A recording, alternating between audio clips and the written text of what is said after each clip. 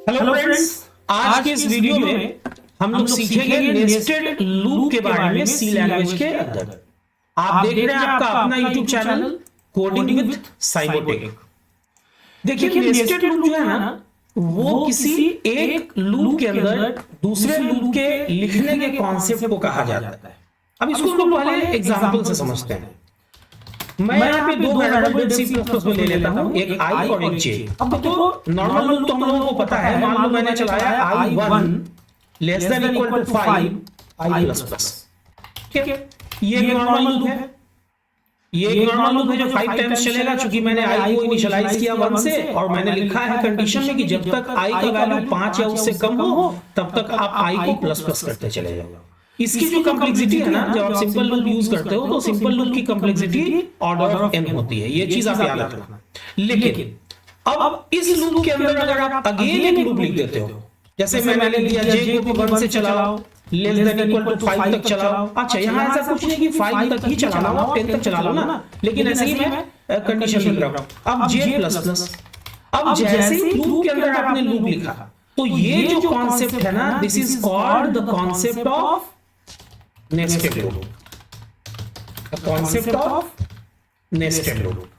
किसी एक लूप के अंदर जब आप कोई दूसरा लूप लिखते हो ना, तो ये कॉन्सेप्ट कहलाता है नेस्टेड लूप का कॉन्सेप्ट। यहां पे ये जो बाहर वाला लूप जो है, ये कहलाएगा आउटर या पैरेंट लूप, और ये जो अंदर वाला लूप है ना, ये कहलाएगा इनर या चाइल्ड लूप। लेकिन अब यहां पे बहुत ध्यान से समझेंगे। अब देखिए होगा क्या। i के 1 के लिए जब यहां मैं कमेंट लाइन में इसको बता दे रहा हूं, जब i के 1 के लिए अंदर आएगा ना, तो इनर लूप जो है ना वो एग्जीक्यूट होगा कंप्लीटली j के 1 से 5 तक। फिर जब i के 2 के लिए भी आएगा ना, तो j फिर से 1 to 5 एग्जीक्यूट होगा। इसी तरह से i के 3 के लिए, 4 के लिए और 5 के लिए जो इनर लूप है ना, वो कंप्लीटली एग्जीक्यूट होगा। ठीक है, इसीलिए नेस्टेड लूप का जो कॉन्सेप्ट होता है उसकी जो कॉम्प्लेक्सिटी हो जाती है वो हो जाती है ऑर्डर ऑफ n स्क्वायर। ये चीज आप समझना, n स्क्वायर। ऐसे मैं पावर का साइन लेके यहां पे नोट कर देता हूं। जब भी कोई आपसे पूछे कि एक नॉर्मल लूप की कॉम्प्लेक्सिटी क्या है, तो आप बोलोगे कि नॉर्मल लूप की कॉम्प्लेक्सिटी जो है वो ऑर्डर ऑफ n होती है। लेकिन जैसे ही आप एक लूप के अंदर कोई दूसरा लूप यूज करते हो तो उसकी complexity order of n square हो जाती है, मतलब कि क्वाड्रेटिक हो जाती है, लीनियर नहीं रहती है ना। अब ध्यान से समझना इस चीज को। अब यहां पे मैंने लिखा printf %d और सपोज मैंने j का वैल्यू प्रिंट कर दिया। ठीक है, तो ये जो j का वैल्यू जो है ये क्या प्रिंट करेगा, 1, और उसके बाद उसी लाइन में 2, फिर 3, फिर 4, फिर 5। लेकिन ये जो 1 2 3 4 5 प्रिंट होगा, ये किसके लिए प्रिंट होगा, i के 1 के लिए। ठीक, अब इस लूप से जैसे ही बाहर आएगा कंट्रोल, तो मैं कर देता हूं लाइन को चेंज।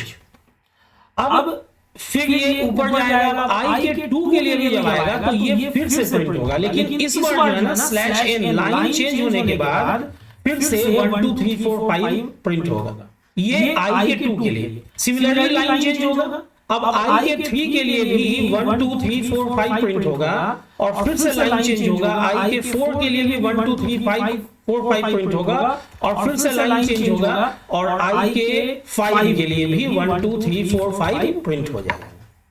अब जब फाइनली ये ऊपर जाएगा, i का वैल्यू हो जाएगा बढ़ के 6 5 से।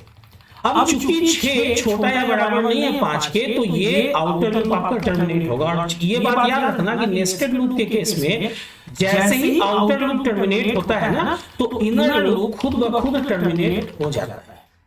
ठीक है, तो अब आप इसको एग्जीक्यूट करा के देखो तो आप पाओगे कि 1 2 3 4 5 जो है ना वो 5 टाइम्स प्रिंट हो चुका होगा।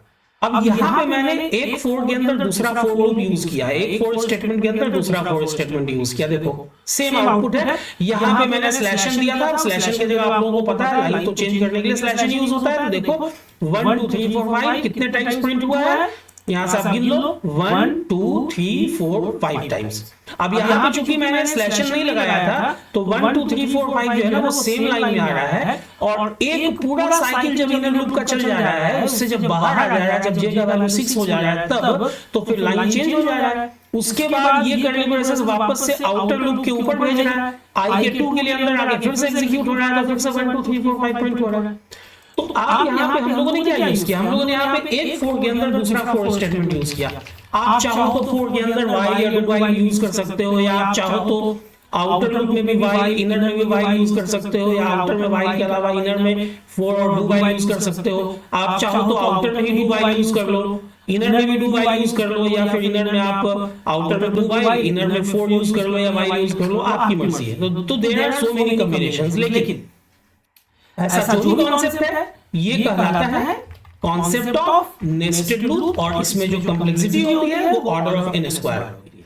अब ऐसा कोई रिस्ट्रिक्शन नहीं है कि आउटर लूप एक है तो उसके अंदर हम एक ही लूप लिखेंगे। आप चाहो तो ये जो इनर लूप है ना, इसके अंदर अगेन एक लूप चला सकते हो, फिर उसके अंदर भी एक लूप चला सकते हो, मतलब ऐसे डेप्थ बढ़ेगा। लेकिन जैसे जैसे आप डेप्थ बढ़ाओगे ना, आपका कोड जो है वो टफ हो जाएगा समझने के लिए। तो ये चीज मैंने यहाँ पे लिख दिया है कि डेप्थ बढ़ाने से आपका जो कोड होता है वो पढ़ने में और समझने में जो है ना आसान नहीं रहता है, हार्ड हो जाता है। कंप्लेक्सिटी जहां नॉर्मल लूप या सिंगल लूप की ऑर्डर ऑफ n होती है, वहीं नेस्टेड लूप की complexity order of n square हो जाती है। इनर लूप जो चलता है वो आउटर लूप के हर एक वैल्यू के लिए कंप्लीटली चलता है, और जैसे ही आउटर लूप टर्मिनेट होता है, इनर लूप खुद ब खुद टर्मिनेट हो जाता है। सिंटैक्स जो मैंने ऑलरेडी डिस्कस किया है, यहाँ ये आउटर या पैरेंट लूप है और यहाँ ये इनर या चाइल्ड लूप होता है। ठीक है, तो इसका इस्तेमाल हम लोग कहां करते हैं? देखो, पैटर्न प्रिंटिंग में सबसे पहले इस्तेमाल होगा नेस्टेड लूप का, जो आने वाले वीडियोस में हम लोग देखेंगे। मल्टी डायमेंशनल एरे में होगा, मल्टी डायमेंशनल स्ट्रक्चर में होगा। मल्टी डायमेंशनल मतलब 2 डायमेंशनल या मोर देन 2 डायमेंशनल। अब 2 डायमेंशनल एरे को ही मैट्रिसेस बोलते हैं। तो इस तरह के केसेस में इसका यूज होगा। तो बहुत ही ज्यादा इंपॉर्टेंट कॉन्सेप्ट है नेस्टेड लूप का कॉन्सेप्ट। तो उम्मीद करता हूं कि इस वीडियो को देखने के बाद आप लोगों का ये कॉन्सेप्ट क्लियर हो गया होगा। अगर कहीं कोई दिक्कत हुई होगी तो आप लोग कमेंट बॉक्स में जरूर लिखना, ताकि उससे रिलेटेड जो प्रॉब्लम है उससे रिलेटेड मैं वीडियो बना सकूं। आने वाले वीडियोस में हम लोग जानेंगे कैसे इसका इस्तेमाल हम लोग पैटर्न प्रिंटिंग के लिए और कॉम्प्लेक्स प्रॉब्लम को सॉल्व करने के लिए करते हैं। उम्मीद करता हूं ये वीडियो आप लोगों को अच्छी लगी होगी। अगर वीडियो अच्छी लगी हो तो वीडियो को लाइक और शेयर करें। अगर इस ढंग के वीडियो में इंटरेस्ट रखते हैं तो चैनल को, जिसका नाम कोडिंग विद साइबोटेक है, अभी तक ये चैनल साइबोटेक कैंपस नवादा का नाम से आता था, अभी मैंने इस चैनल का नाम चेंज कर दिया है, कोडिंग विद साइबोटेक रखा है। तो अपने इस चैनल को सब्सक्राइब कर देंगे, बेल बटन को हिट कर देंगे, ताकि जो भी वीडियो मैं पब्लिश करूं उसका नोटिफिकेशन आप लोगों से मिस ना हो। वीडियो के अंत तक बने रहने के लिए आप लोगों का बहुत बहुत शुक्रिया, धन्यवाद, थैंक्स अ लॉट।